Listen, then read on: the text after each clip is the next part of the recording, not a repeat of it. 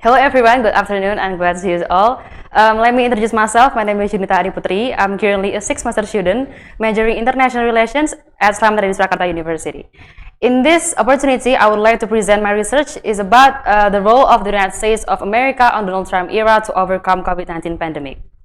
Well, the grading pandemic status will certainly cause global panic. For example, when the WHO has determined a pandemic status to the current situation of the coronavirus spreading. On March 11, 2020, the WHO has determined the status of a pandemic against the COVID-19 disease. By this, Donald Trump has been implemented various policies to tackle the COVID-19 pandemic on his country, which occupies as the first country as the most cases with COVID-19 exposure. And this occasion, I will present the three main sectors that has been implemented by Trump, such as economic sector, political sector, and social sector. And the first one is social sector. Okay, the first policy is about the lifting of the lockdown status gradually, county by county. The reason behind why Donald Trump has been implemented on this policy to gradually reduce the economic crisis in the United States through economic activities carried out by the community. We also know that the coronavirus spreading in America for sure still allows occurring in the second wave by the pandemic. And in these policies, United States has been implemented the three phases, such as drugstore opened, also when working from home system is happened, and also when the public places can be opened with health protocol implemented, and so on. The second policy is about a free test with a final package, which consists provided. The first one is $64 billion for indigenous health services of India. Second is $6 million for veterans, and the third is $1 billion for national disaster medicine authorities. And the second policy is concerns about the preventions of entry and settlement of immigrations in the United States, which started when the travel ban was started. For China to USA on March 11, 2020, for Europe to USA on March 12, 2020, and around April 2020 to suspend immigration only for people who are looking for a green card within 60 days of the policy being decided. Next is the economic sector. The first policy concern is the disbursement of stimulus funds.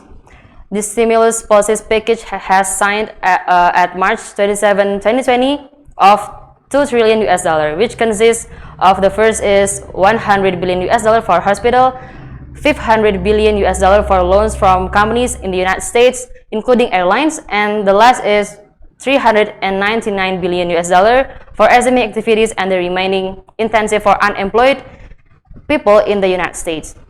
The second policy is concerns about the provisions of 0% income for United States citizens until the end of 2020.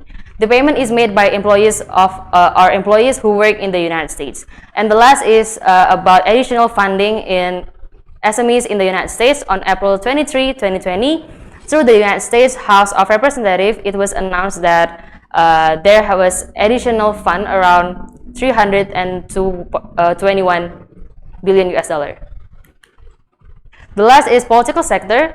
Regarding the Defense Production Act, there was supply of ventilators was passed on April 2, 2020 to reduce the shortage of ventilators in the United States.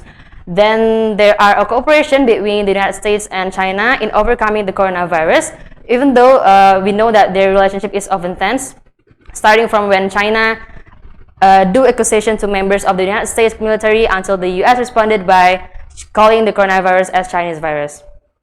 Until the March 26, 2020, both are announced that they do a cooperation with China sending 1,000 ventilators to USA by an e-commerce company in China, namely Alibaba, on April 4, 2020. Okay, although various policies have been implemented by Trump, but there are also many criticism going hand in hand. The first came from Democrat Party, who thinks that Trump's efforts to contain the pandemic have failed. First is by Joe Biden, who blamed Trump for the sanctions imposed on Iran during the current pandemic that makes Iran has a difficulty receiving assistance from other countries. Then from Senate, Chuck Schumer argued that Trump's earlier proposed emergency fund of 2.5 billion US dollar was deemed too little and too late. Second comes from Republican Party, which Bill Cassidy said that Trump's decision to contain the pandemic was right on the portion. And the last comes from the demonstration that took place in Michigan on April 17, 2020, by Michigan against excessive quarantine, which carried various posters bearing protests and to the Michigan government to stop the lockdown and resume normal work activities. Okay, by this, we can also get a lesson learned from the United States of America through Donald Trump era from Indonesia to tackling or overcome the COVID-19 pandemic. First, as we know that there are a policy about America First on 2016, which United States of America seems to be potential as a superpower country. And it can be relatable for Indonesia as also development country which has the same potential to be explored as America. Then on 2017, the United States of America experienced a trade balance of deficit reaching around 46.73 billion US dollar, which made disincentives for imports, namely imposing import duties with China as the main target, and the US unemployment rate continues to fall as of 31 July on 2018. It was recorded at 3.9%, which is the lowest since early 1970.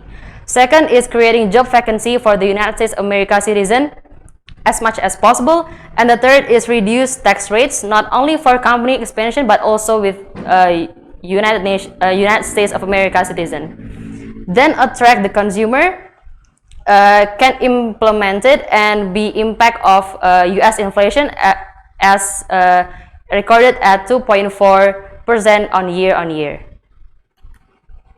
And the last thing, but I thought that it was also important, is about why am I worthy being selected as mahasiswa berprestasi?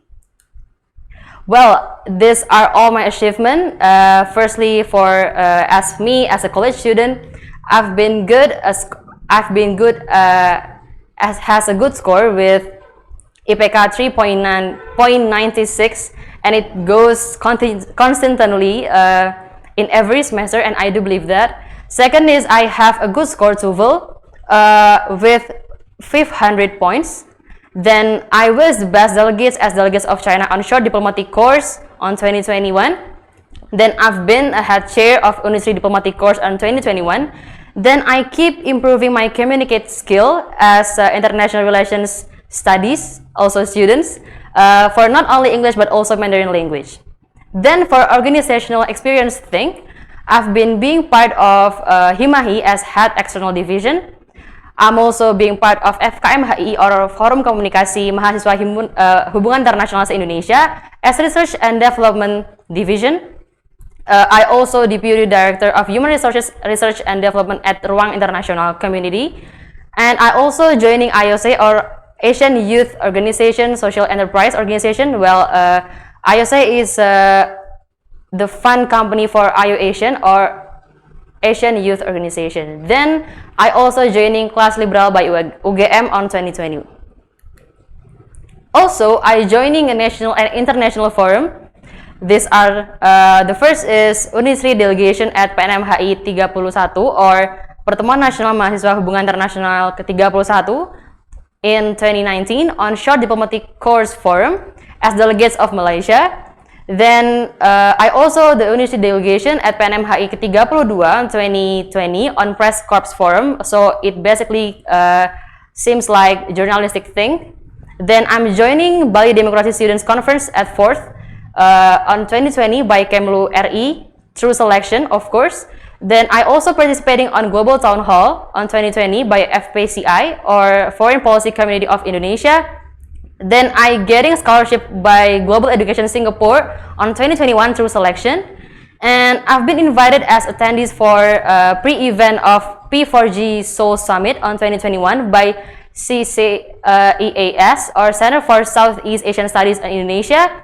Then joining focus group discussion by Wanderlust Connect by Global Millennial MUN, and also selected on IO Mentorship Program 2021 by IO Asian through selection.